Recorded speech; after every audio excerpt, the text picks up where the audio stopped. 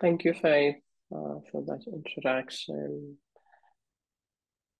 Yeah, I noticed this feeling of delight to be joining you from Johannesburg, South Africa, to offer an opportunity to reflect on these teachings of the Buddha for our awakening.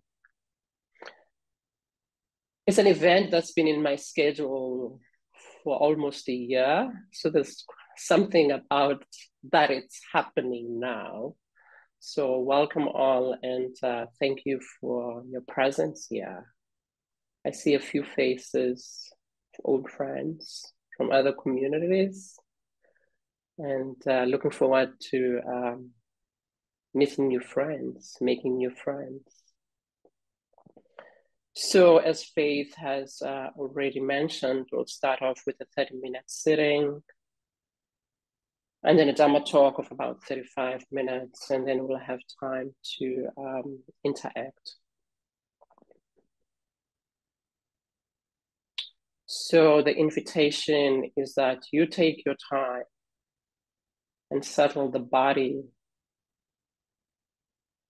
in a posture that allows for ease and uprightness.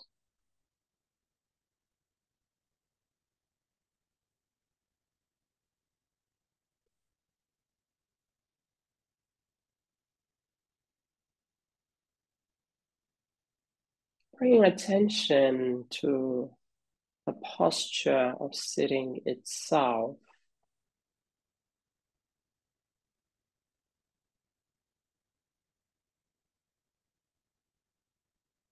Noticing places where the body makes contact. Sitting bones contacting the chair or the cushion.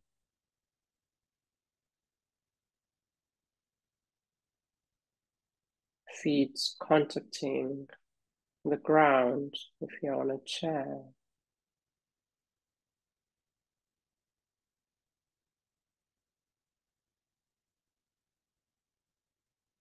Perhaps also sensing the feel of your clothing on the skin.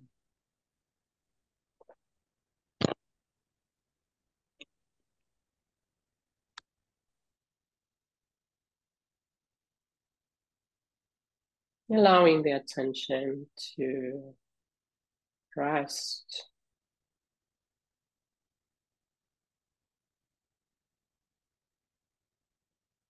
with the body.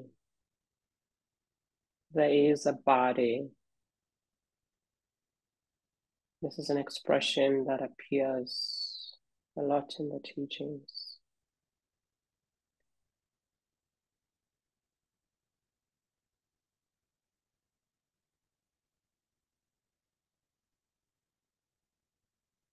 Allowing your upper body to be upright,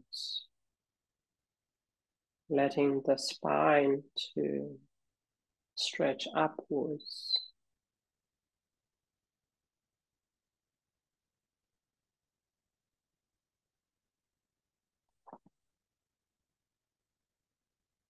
Letting the lower body roots towards the earth.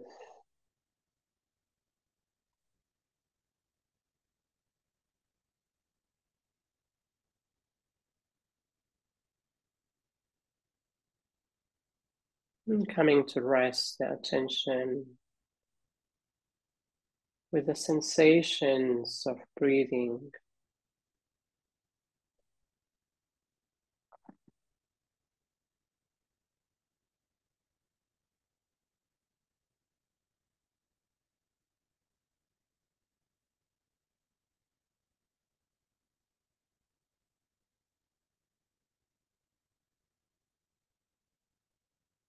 Inviting ease in any way that you can.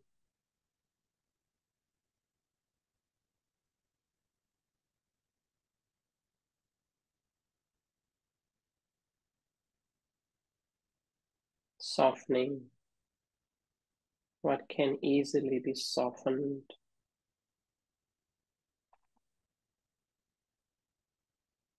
Perhaps the muscles of the face,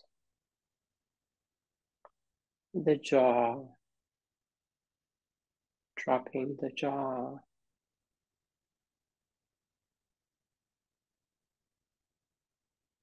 relaxing the shoulders, and softening the belly.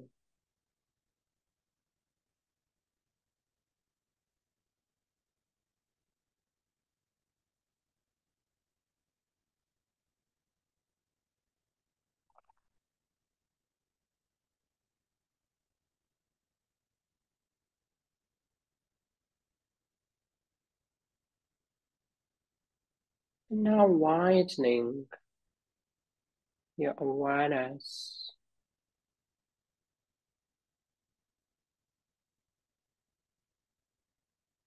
by listening and noting sounds that can easily be heard.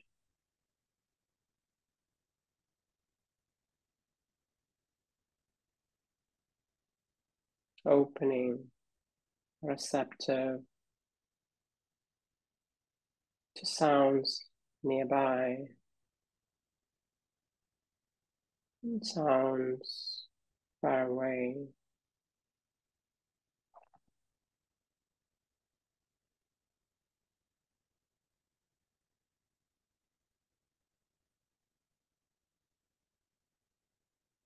Just allowing sounds to be easily heard.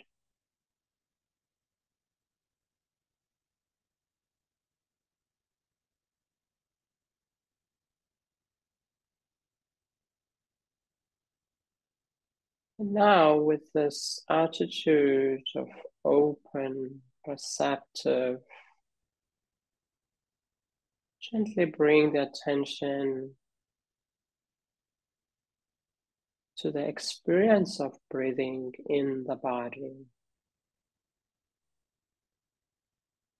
resting the attention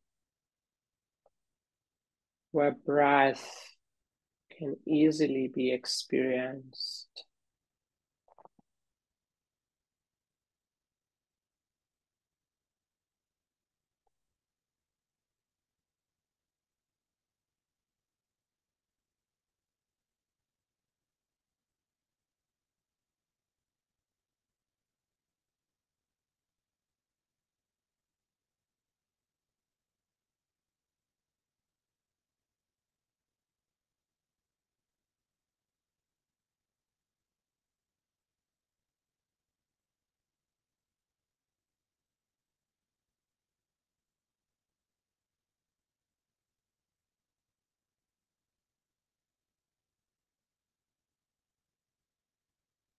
Perhaps this is at the nostrils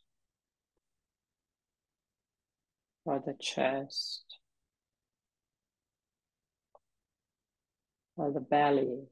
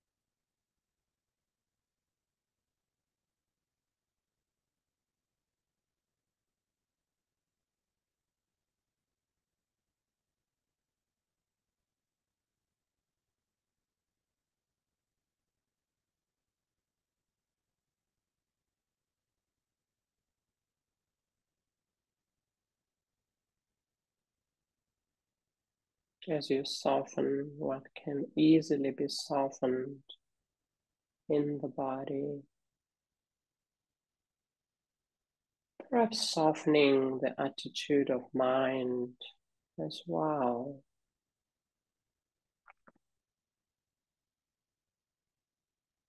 By meeting what's experienced in the moment with kindness.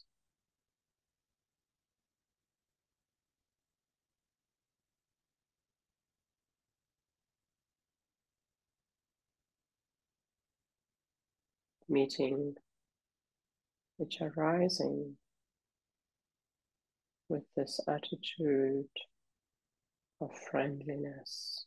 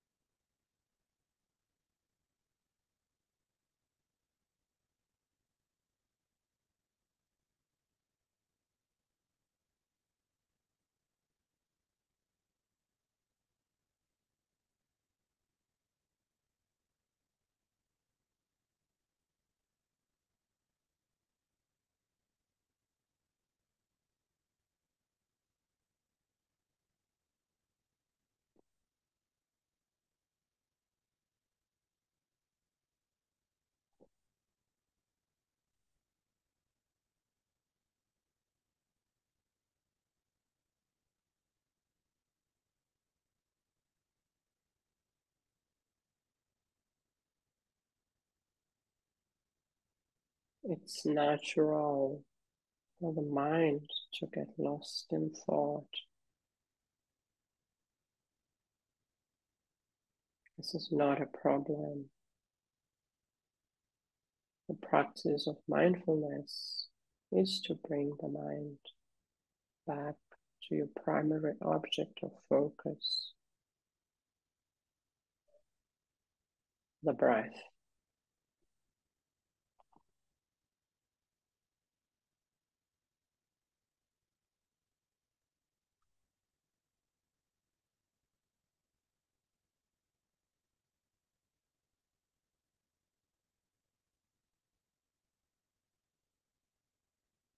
Being gentle in how you bring the attention back to rest, to the breathing,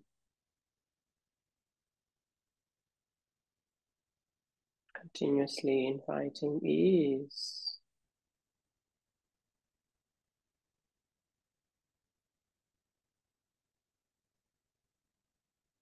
inviting kindness,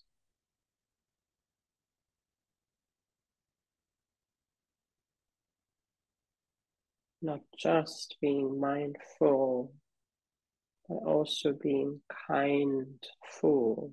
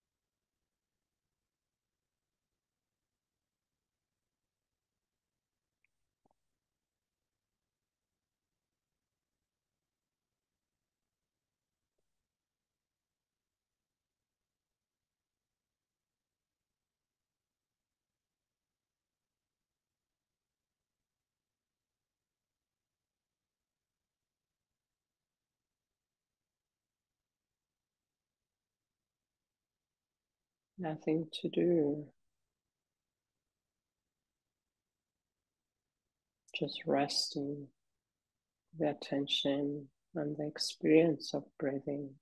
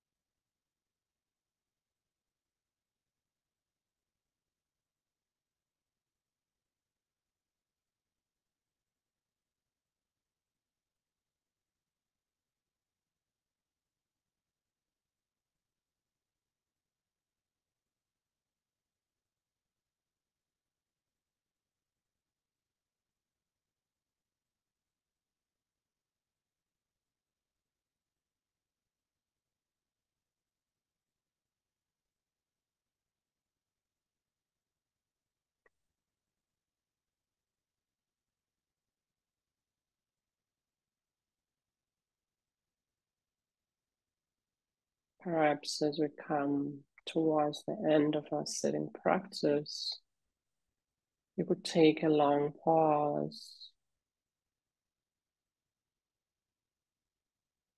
noticing in breath, out breath,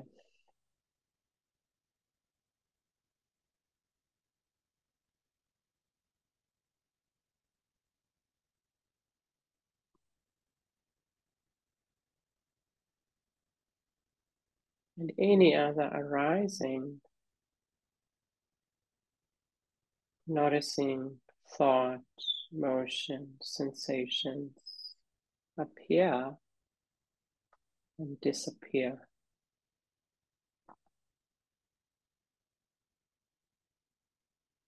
knowing for yourself the truth of impermanence.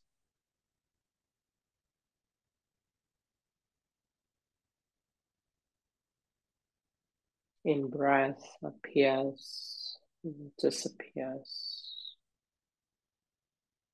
Out breath appears and vanishes.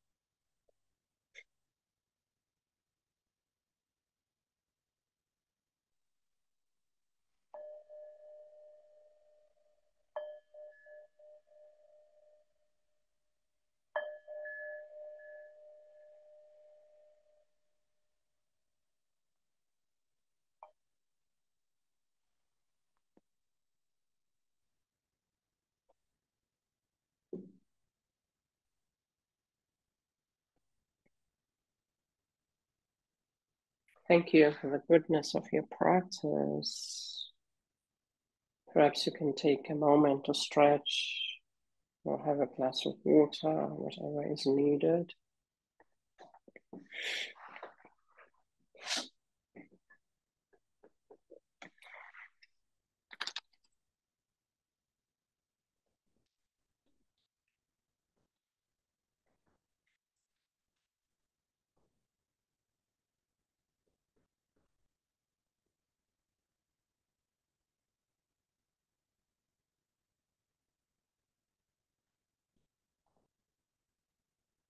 So I'll speak about 30 to 35 minutes and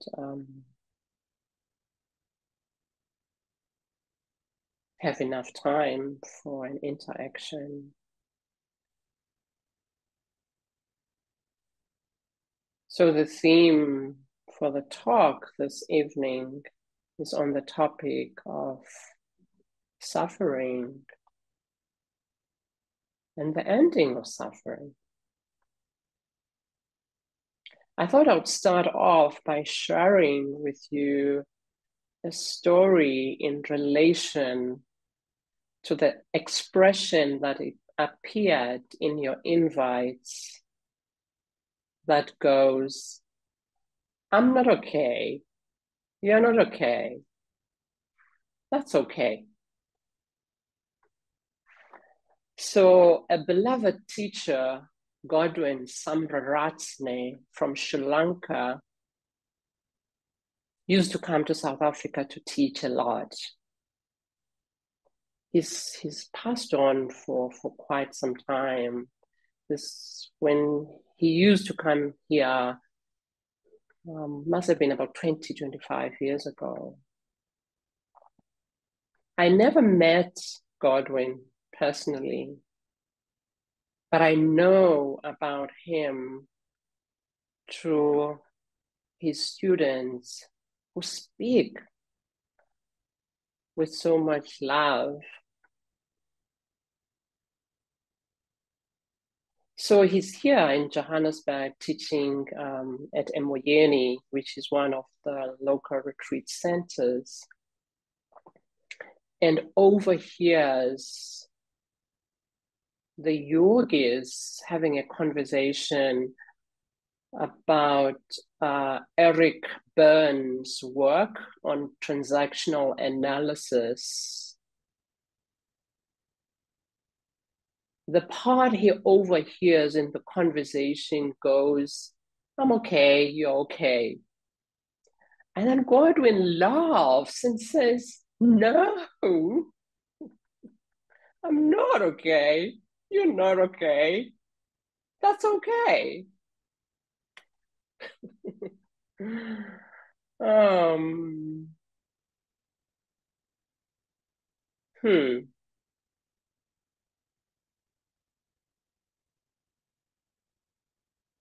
So what is he pointing us to in this expression in relation to this theme of suffering and the ending of suffering?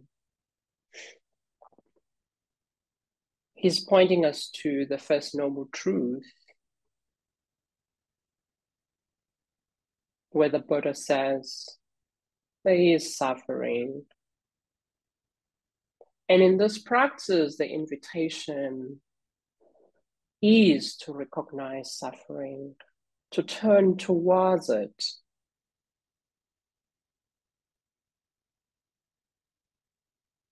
to investigate it, so that we can comprehend suffering. This is the task of the first noble truth. It is in understanding this pervasive human experience of dukkha translated to unsatisfactoriness, to suffering, to stress.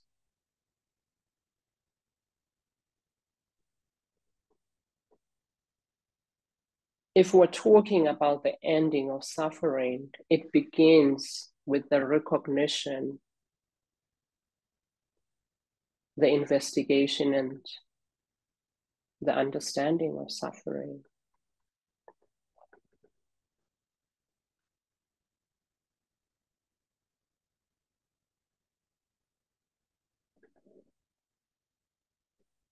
I think generally it's a courageous act to do this, what the Buddha is asking us.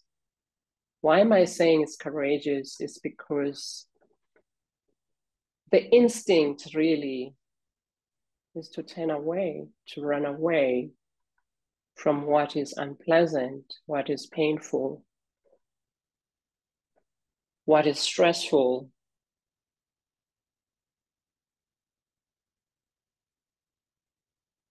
But it's not only the instinct here that's in the way of us understanding suffering, the collective culture, how we are conditioned. We're not conditioned to tend towards suffering. The collective conditioning actually encourages turning away from suffering, denying it.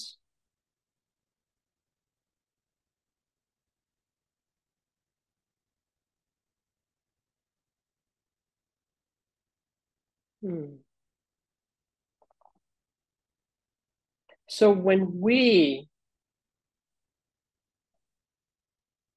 turn towards suffering, already wisdom is operating.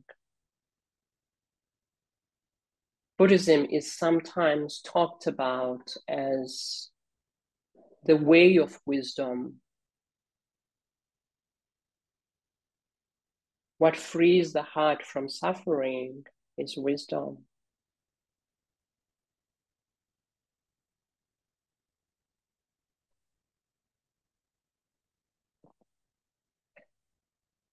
What I truly appreciate mostly about these teachings of the Buddha is that they are pragmatic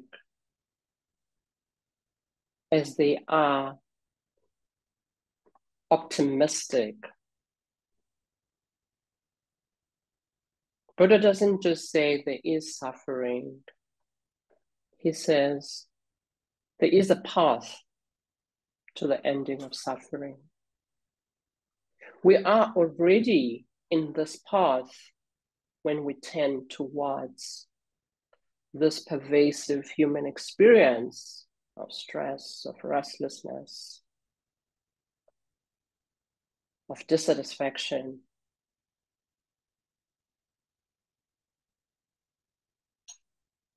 Most of us actually experience relief when we hear this teaching of the Four Noble Truths, when we hear that there is suffering, this experience that's ongoing, the experience of dukkha, unsatisfactoriness, stress, pain, fear, anxiety, whether explicit or subtle, it's there.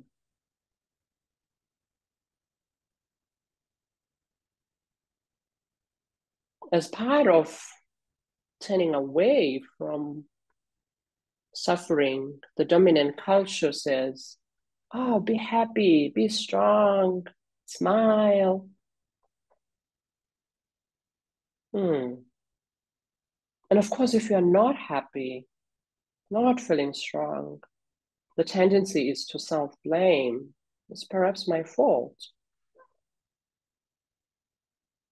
I'm failing. I must try to do more, to be more, so that I can be strong, be happy. A friend of mine, Susie, the first time, she's not a Buddhist, the first time she had this teaching of the Four Noble Truths, where the Buddha says there is suffering, he giggles. He's like, oh, the Buddha is naming the elephant in the room here, right, Knowles? She calls me Knowles. And I'm saying, yes.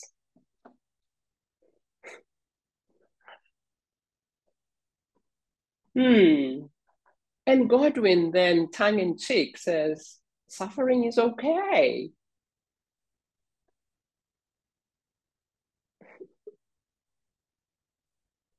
Something for me in that settles.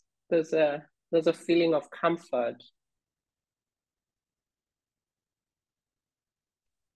in knowing that suffering is okay. I remember in this very first retreat I did with my beloved teachers, Kittisaro and Sanisara, a few times I had them say, you're not okay. That's okay. I had never had anybody speak like that ever in my life. And just to hear that encouragement was already a feeling of relief. I think we know about suffering because even as a child, I had what I later came to understand as existential dread. Because I remember I grew up Catholic. My mom was a very devoted Catholic. And then after a service, having really absorbed a sermon as a child, I could have been 7 or 8, where I clearly heard the priest talking about heaven as our home. And as a child,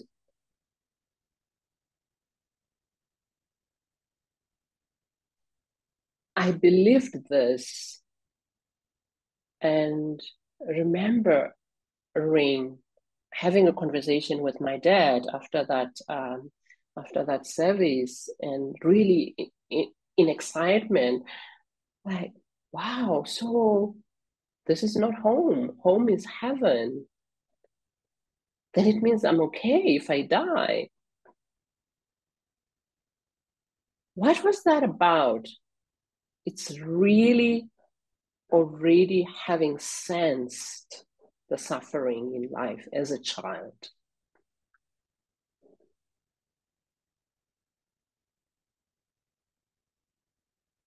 The reality of being human is that we are vulnerable, we are fragile.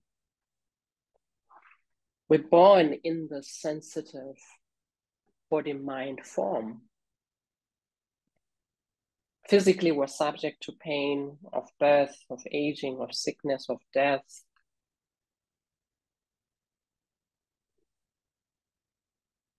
Not only do we suffer about our own process of aging, sickness, death that is on its way, there's also the loss, the grief in relation to our loved ones who are also aging, get sick and die. Anyone here today is directly or indirectly affected by that reality of aging, of sickness.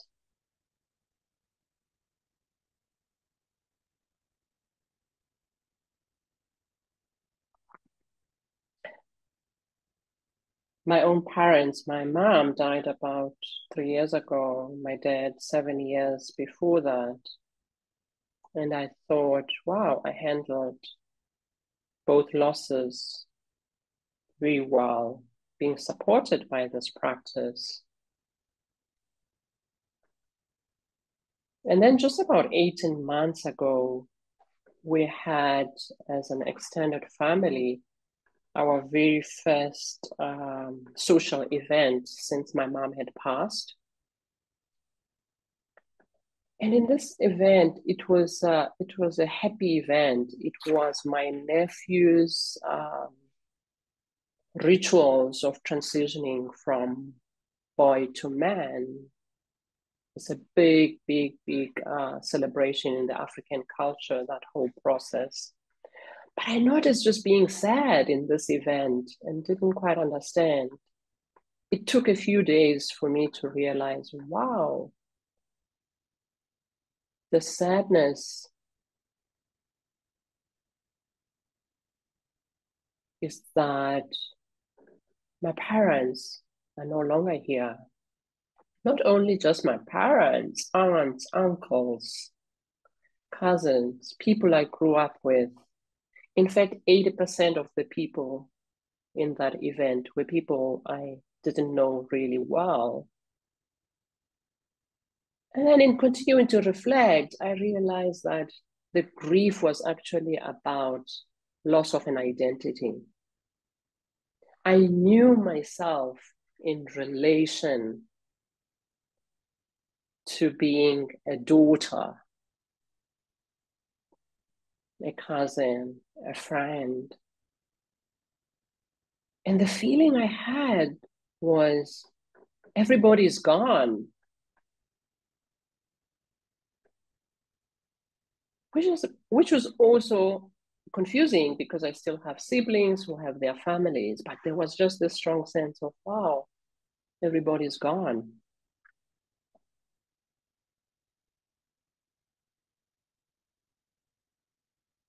So the question that arose for me very strongly, which I continue to reflect on, is who am I? What am I?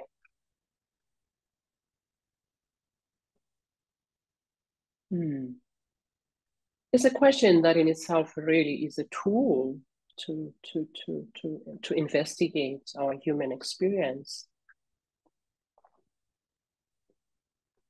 It's a question that is at the heart of our practice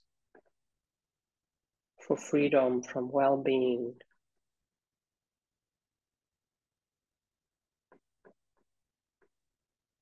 Who are we? What are we?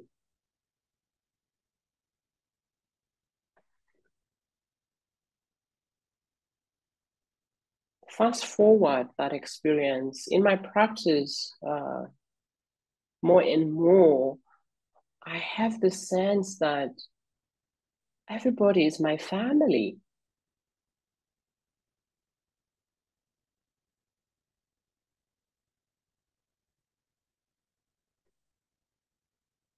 And this is extending to nature. I'll share a funny story on a light side here. So last year, I spent a month in a monastery in Scotland. It's a monastery that was established by Sister Tsengiwe, who was one of the first five nuns to train with Ajahn Sumeru.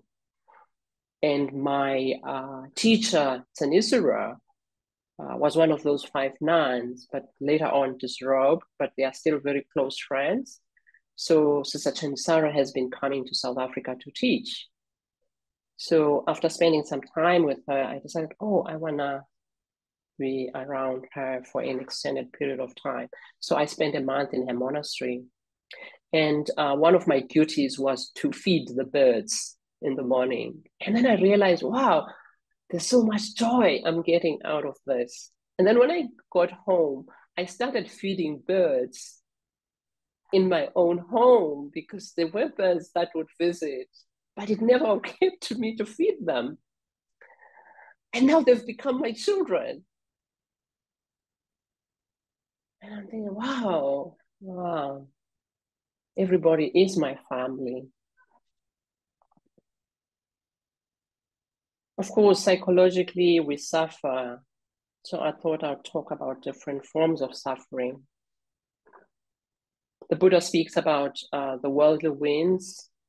You're familiar with these: praise, blame, pain, pleasure, success, failure, gain, loss.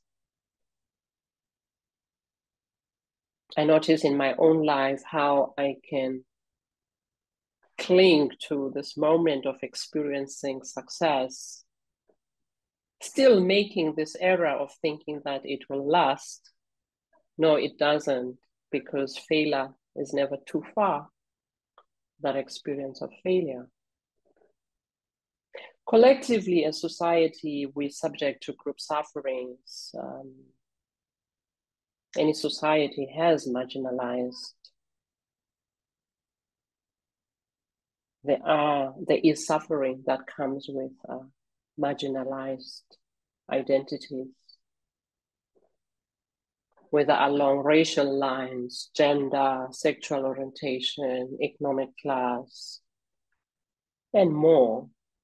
This is a specific form of suffering in the world. It comes with the experience of oppression. Of course, there are wars that are devastating. There's poverty, there's brutalization, violence, one form or the other. Climate change as an injustice.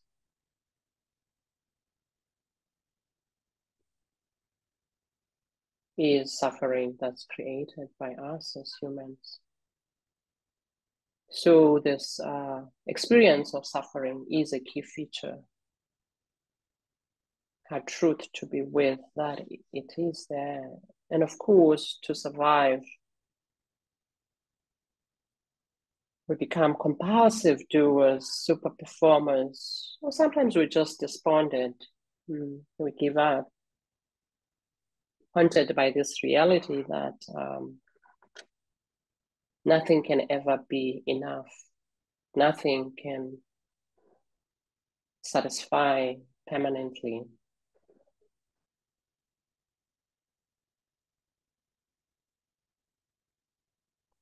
So in our attempts that go nowhere, we try to solution suffering, fix suffering, until perhaps there's a wisdom that surfaces in us that says there's another way.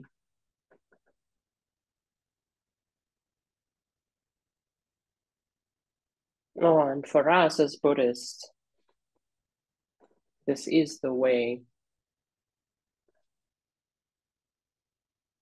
At some point, we do hear, sense this drive for awakening, for freedom, for well-being.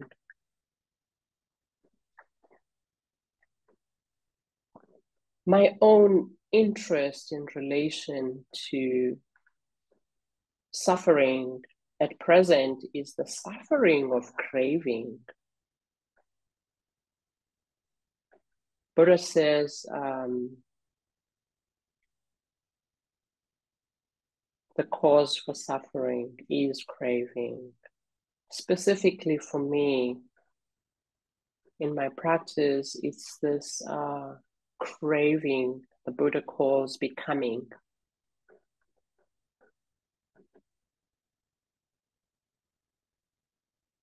Becoming a good person, becoming a good family member.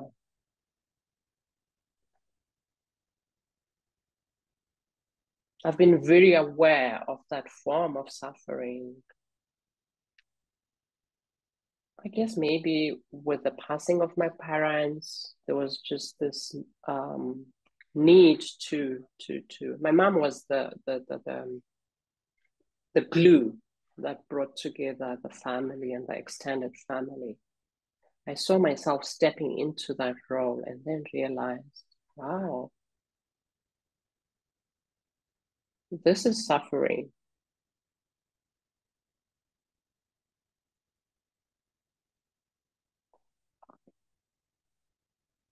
Because really being a good family member, where does it begin and where does it stop?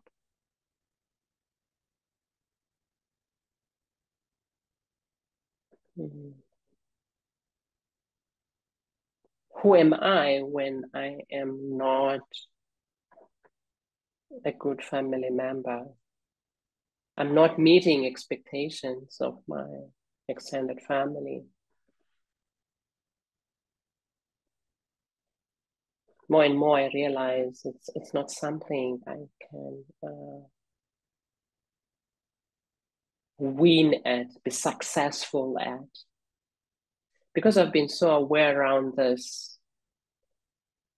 In a retreat last year with Ajahn Suchiro, who's one of my teachers, I shared in a interview with him my experience of feeling identified with having to be a good family member. And for my culture, this is not something that comes only from the culture, which is grounded in the principle of Ubuntu. Ubuntu means I am because we are. So we've always grown up. We grew up having to take care of each other, to share whatever you have. So there is that piece, and there's something beautiful about this, you know. But being identified with it, I'm realizing there is suffering here. But also being raised Catholic, the idea of service being highly regarded, a good person makes themselves available for others. So I was sharing this with Ajahn Suchiro, and I'm thinking, and he listens with a lot of kindness. And then he says, I think you should disappoint people. I think it's okay to disappoint people.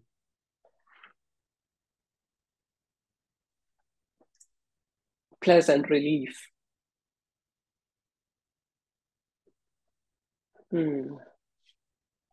I can't succeed in this endeavor of trying to be a good person, a good family member.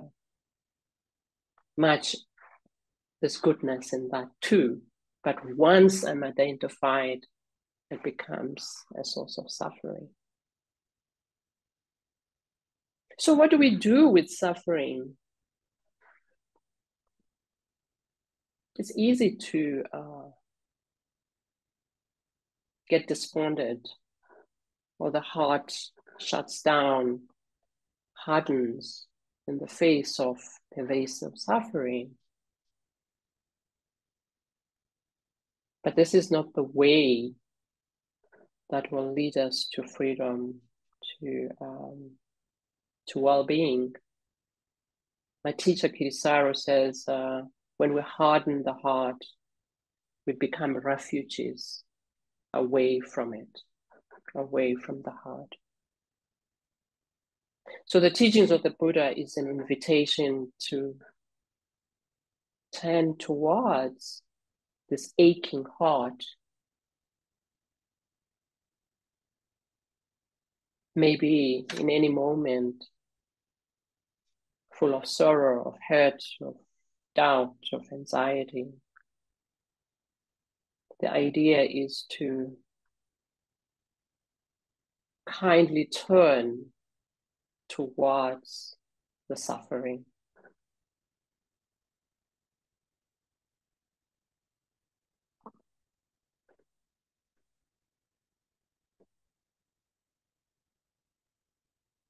And of course, to do this,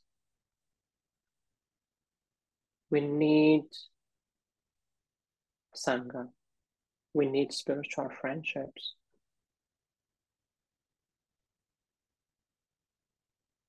We need to appreciate and recognize the faith that is already here, the trust we have in these teachings. From our own practice, we know this works.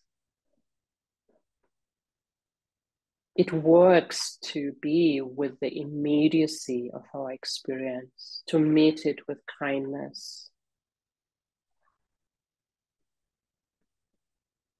The rest happens by itself as we allow ourselves to meet with suffering. There's a natural softening. Heart opens into this boundless compassion.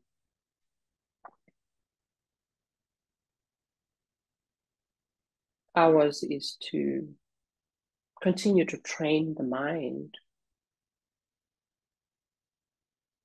The rest happens.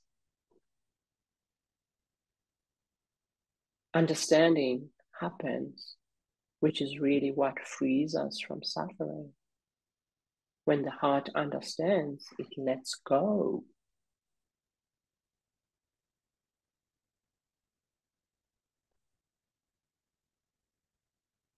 I want to end this talk by a teaching from Thomas Merton. Let's see if I can find this quote. It's right here. In the world of noise, confusion, and conflict, it is necessary that there is a place of inner silence and peace.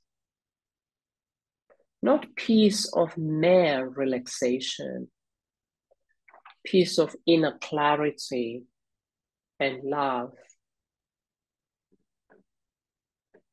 Peace of inner clarity and love.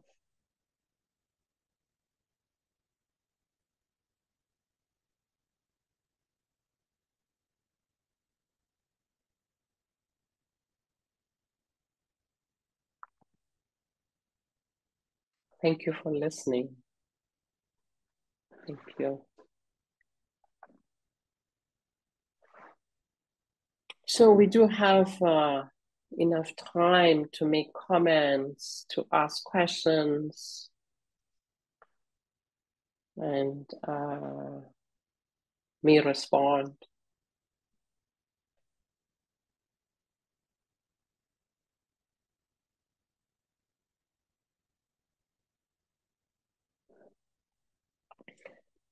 So you can write down your questions on chat, or you can come alive and ask your questions, make your comments to me directly.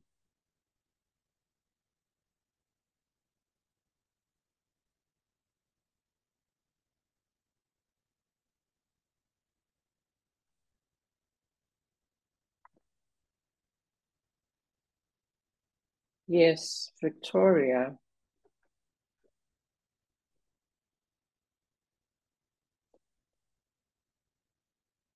There you are.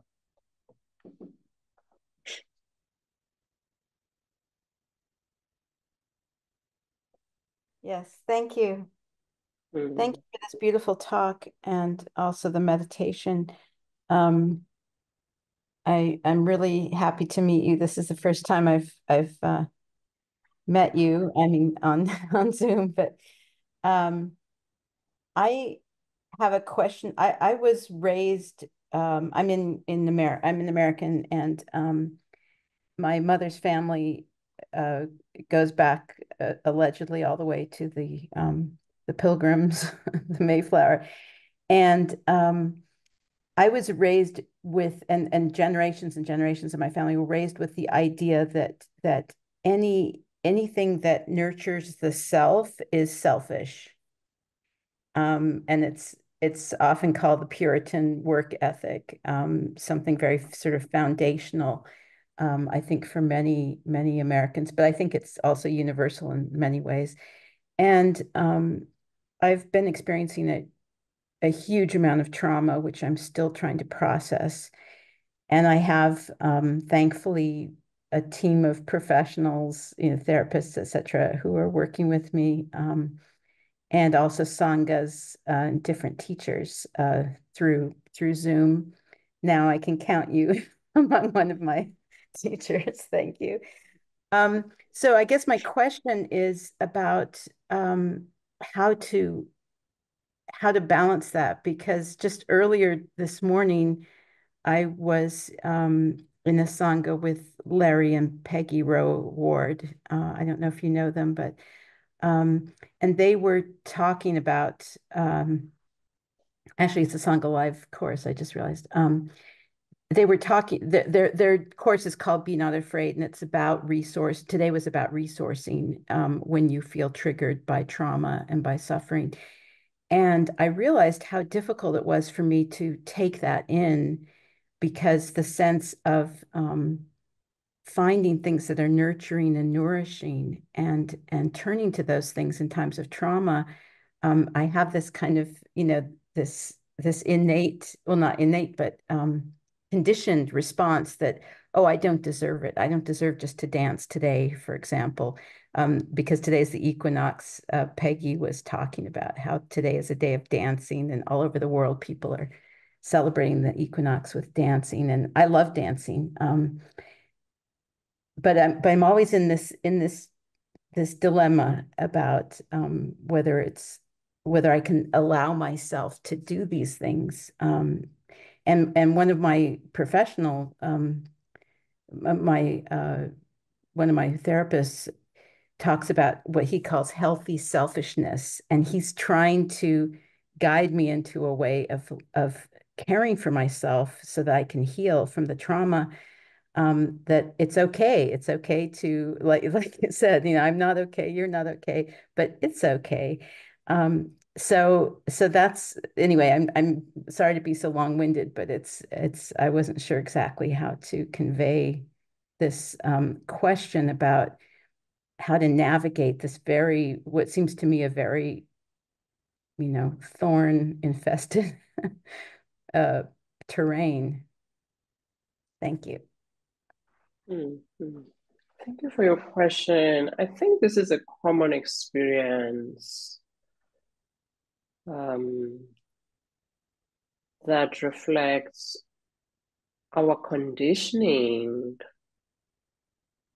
religiously, maybe even family, that it's not okay to prioritize self-care. So there is appreciating that conditioning because we've been shaped and informed by it. Just that recognition, oh, this is what is happening. This is where it's coming from. Because with that recognition, already you are creating some space for yourself in a way that's not different from this expression, I'm not okay, that's okay. You're letting things settle by just even that statement. For me, that's what happens. It's the recognition that I'm not okay. It's important, it's critical. But when we then bring this voice that says, it's okay, honey, it's okay. Suffering is okay. We're not saying it's okay because it's right, but it's what is happening right here now. This is suffering. And suffering always invites kindness, Victoria. How do you, in the moment, practice kindness? This is something you would do for somebody else who is suffering. The first thing would be, kindness towards them. So I would just encourage you to always know that in practice, if there's wisdom that's operating, as soon as we notice suffering, it's an invitation for us to open the heart to that ache.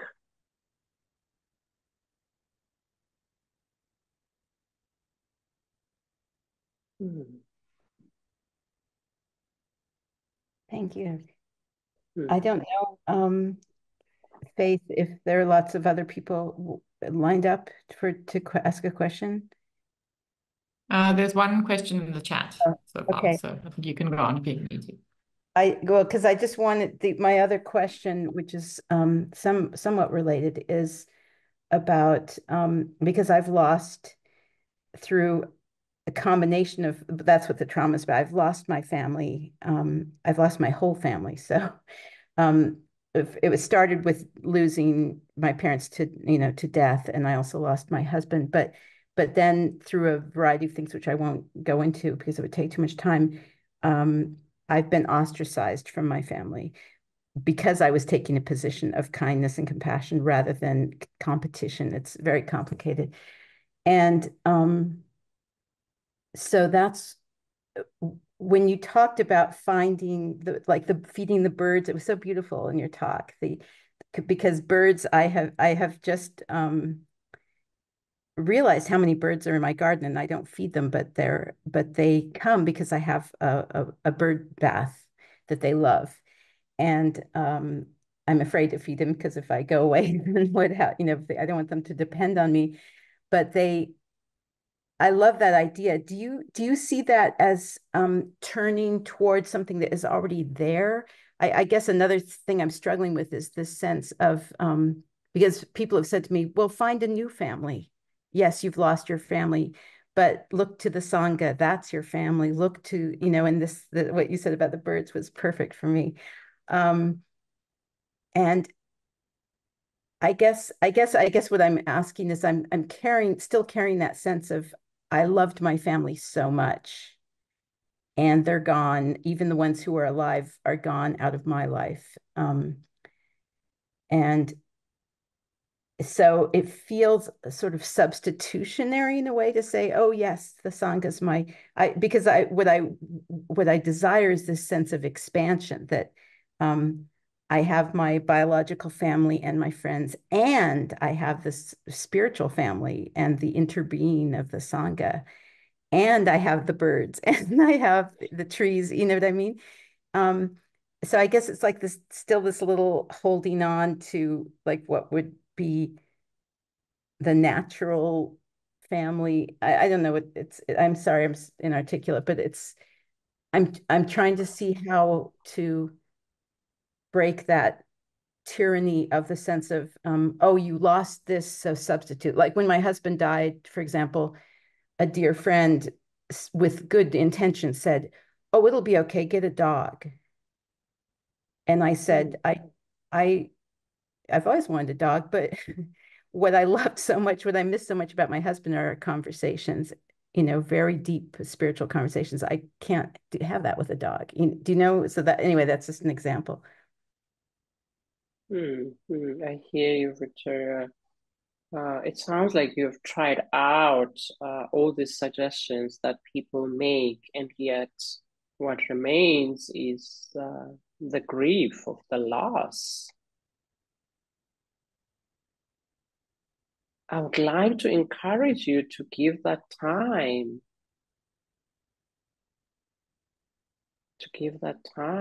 as you try everything else. I'm not saying stop, but lean more into the teachings that are inviting us to turn towards the suffering, taking refuge in that I can turn towards this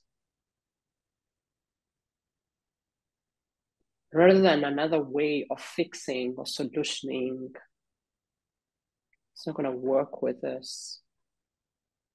This is the suffering that the Buddha is really helping us to meet it with kindness. The separation, the loss, be with the grief. What's coming to my mind right now is the expression from trauma healing by indigenous people, where this person says, don't waste your suffering.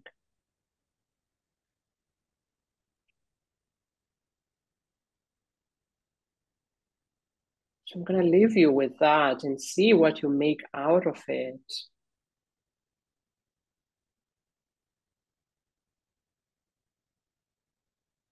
That's profound. Thank you so much. Thank you. Thank you. Thank you.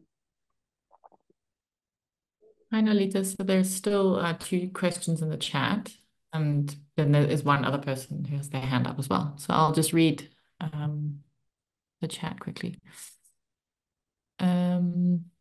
Could you please speak to jealousy specifically? In my experience, it derives from a sense of hurt and a feeling of scarcity and not enough to go around. So I can see the benefit of turning towards that suffering. But there's also an element of ill will, the opposite of appreciative joy, not wanting good things for the other person. And it seems like it's an unwholesome state that needs to be cut off when we see it arising. So it's a mixture that I'd like to hear more about how to navigate. Thank you so much. And that's from Teddy. Teddy, tend towards it.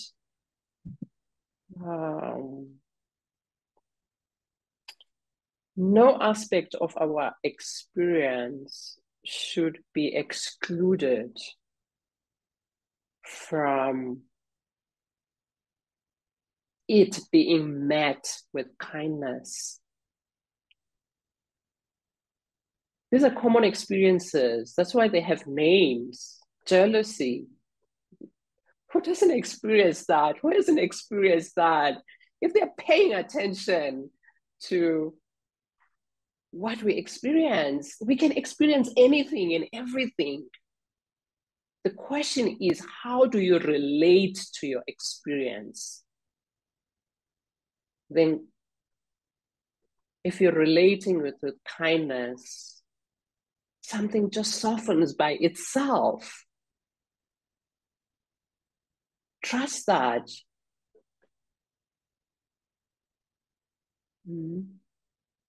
Whether it's aversion or these are pervasive experiences that we have.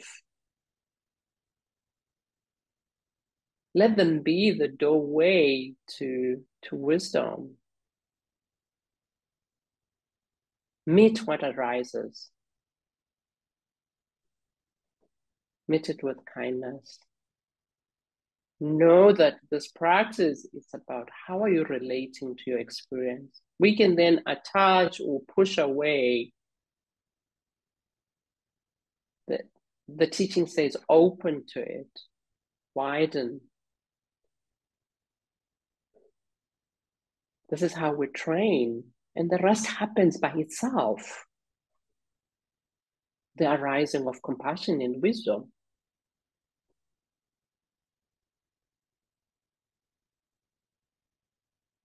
So train the mind. The rest happens by itself.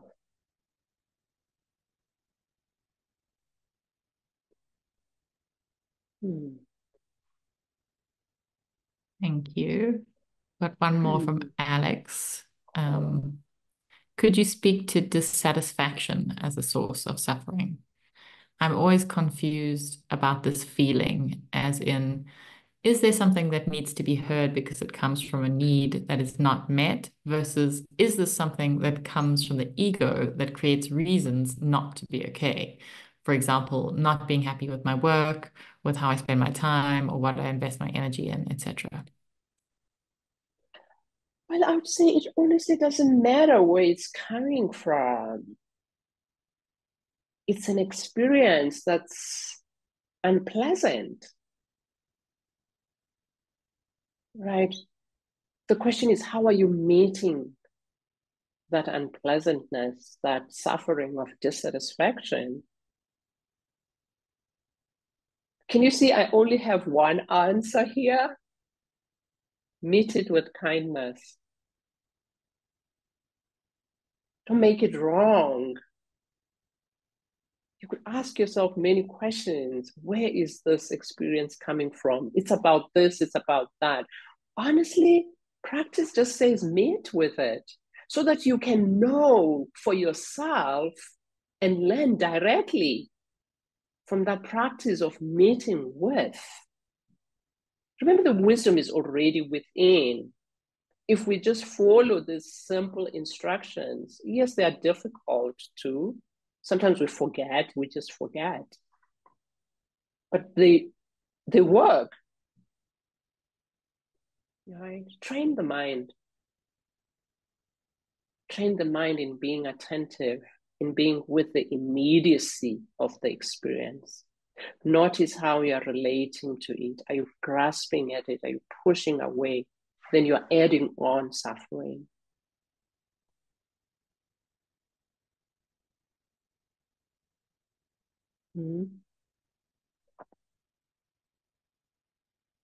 In some ways, what I'm hearing is almost the same question.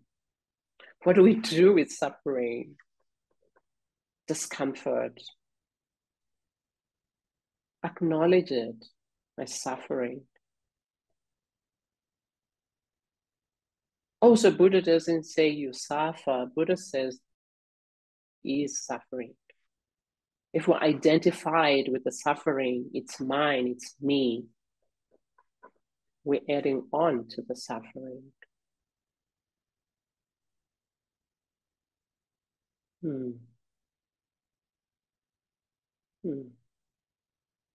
Thank you for your questions. Still two people on who've got their hand up. Yes. I can bring them on. Yeah. Happy Faith to keep going. Okay. And we do have to stop at in 8 minutes. But let's go with Farah.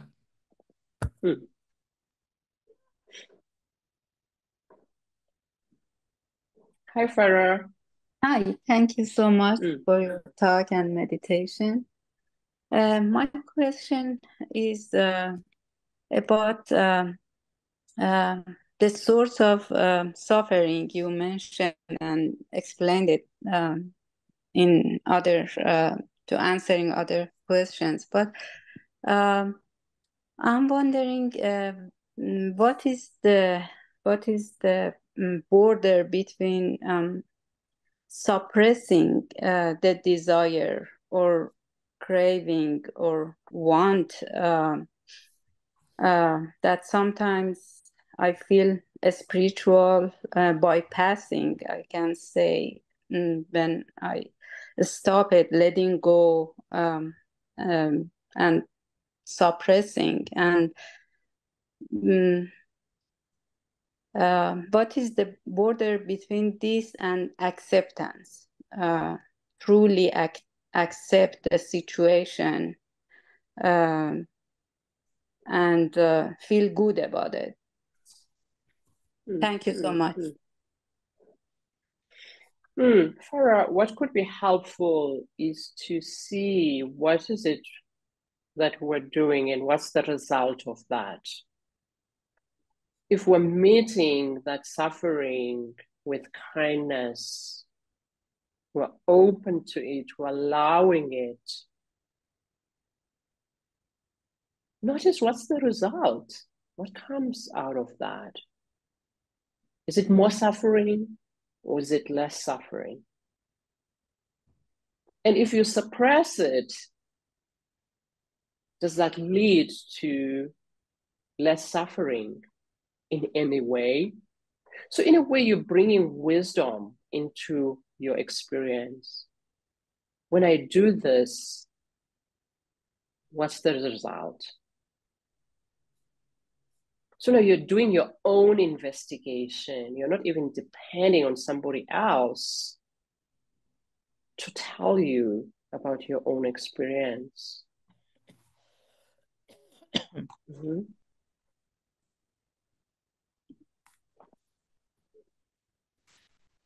Yeah.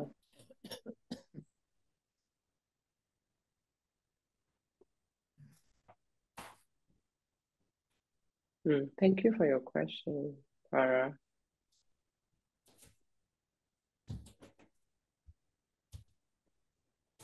Farah, you're on mute, actually, I think.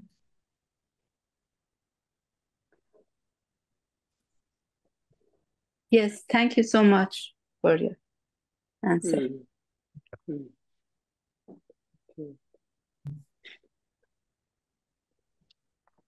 We'll bring on Leonora. Leonora. Thank you very much, Nolitha, for your beautiful talk and teaching. I resonated with a lot of what you said, and I was brought up a Catholic myself, and I also have had some kind of insights about I can get into kind of an overwhelmed situation by trying to kind of support a lot of people around me and, you know, be in service to others and to the world.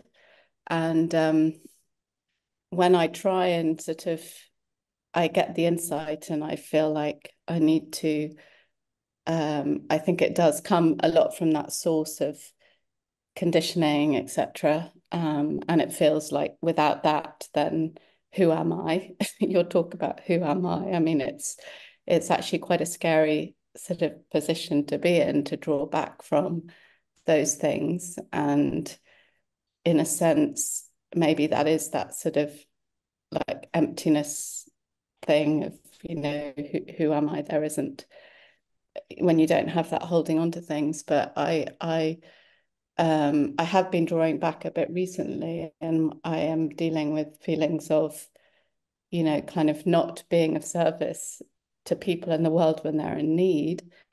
And that's really uncomfortable. And feeling like it doesn't feel right either, even though I'm, you know, less overwhelmed and stretched and tired and burnt out. So I guess my question is how, you know, how to deal with those feelings in a way. Like I've acted on the insight, but I sort of feel profoundly kind of saddened, or like at a kind of, yeah, that I'm not able to help things.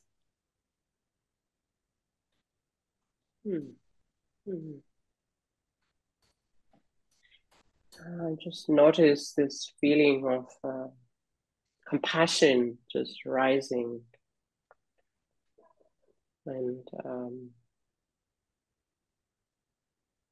wanting to encourage you to meet the present moment suffering with kindness. You know, you sound so aware of the forces or the dynamics involved. This is who I know myself to be. This is my conditioning.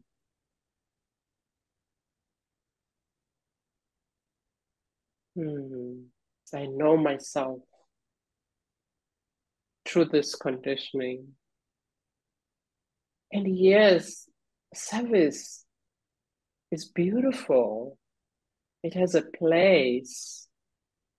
And it sounds like already you've done a lot of that in your life.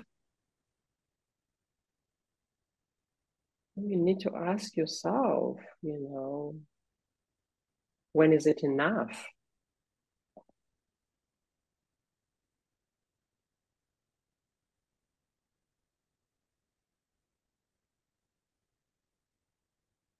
Maybe for now, your body, your psychology is saying it's enough for now. Mm-hmm. And maybe this is not forever, but for now, sounds like it's enough.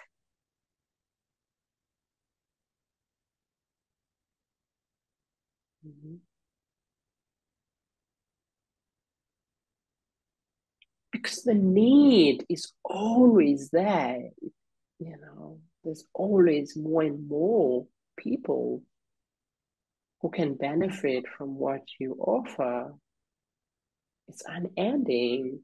There's so much each one of us or this form can do.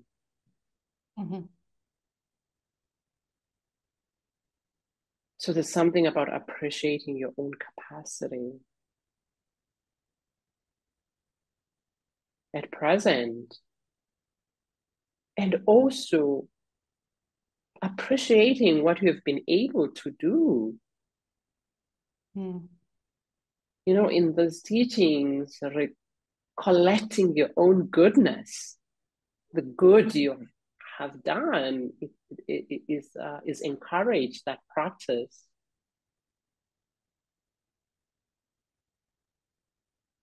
The good you've already done, recollecting that. And then see for yourself what happens when you do that.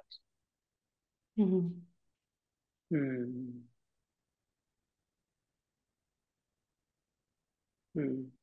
I wish you regain your capacity and still be able to be a contributor where it's needed. Okay. Thank you. There's one more hand. I will take that, Faith.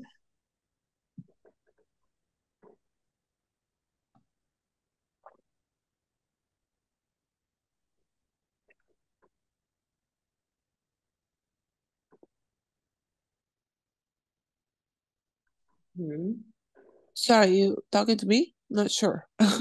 Yeah, somebody was raised. Yes. Oh, okay. Okay, sorry. Let's see, where am I? Okay. Thank you for your talk. I think it was much needed for me today. So my question has to do with dealing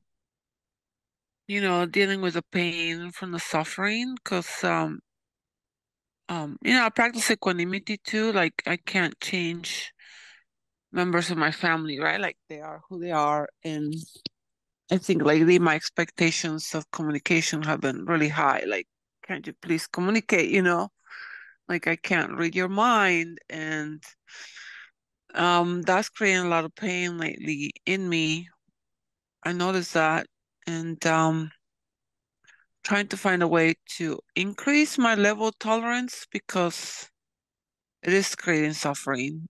And I think the cause of it is because, our childhood experiences, the trauma and things like that, that it was never nonviolent communication, in my household. So trying to deal with that. And I like what you said, that I can have the wisdom to perhaps find the answers. And I'm trying to ease my body, and so it's not like I'm trying to suppress the pain, but just to be with it, like you said, trying to be with it, allow it to be what it is. And what else can I do, right? Other than seek therapy to help with this family ongoing dynamics that have been going on for ages. And I feel like it's never ending, never gonna end. And I feel that that's creating suffering, that this is gonna be ongoing, And it creates sadness too, because my mother is aging, and I don't think there'll be I can't change her, right? She's my mom. But that's how she communicates. And that's it. And it does make me sad, because I want to get along with her. I want to have a relationship with her. But we just speak two different languages at times.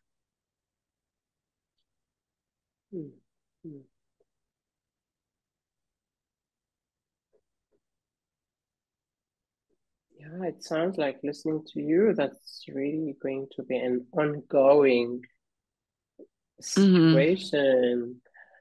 So the question is, how do you protect yourself from that? How much time do you spend around your mom? Be discerning about that.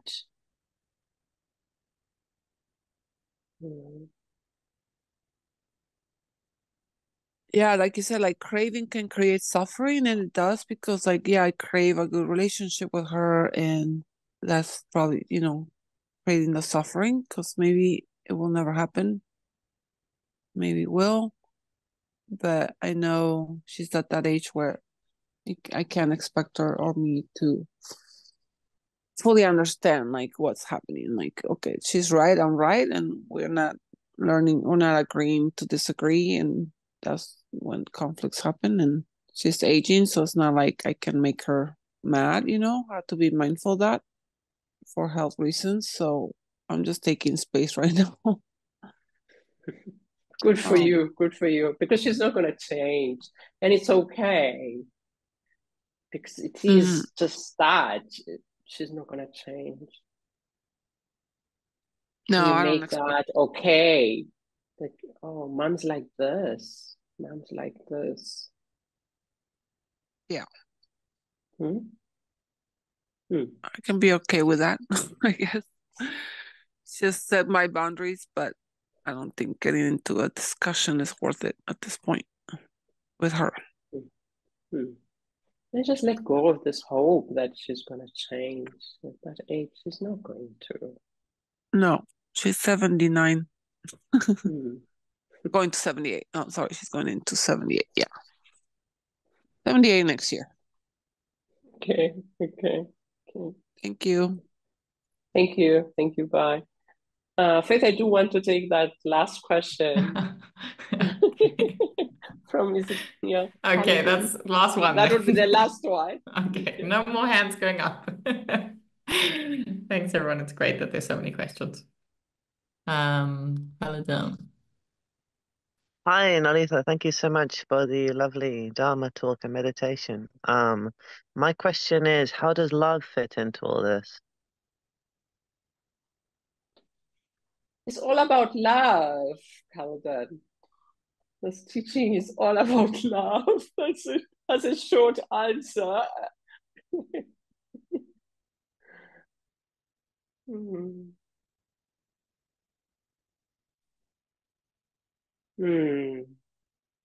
So we're going to bring this to an end, and I'll do a short dedication of merit. I really appreciate this practice of sharing of merit, because we come to remember that we practice not just for our own welfare, but for the welfare of the whole. May the fruits of our practice be a blessing that benefits our loved ones and all beings everywhere. May all beings be free from suffering. Thank you all. Thank you.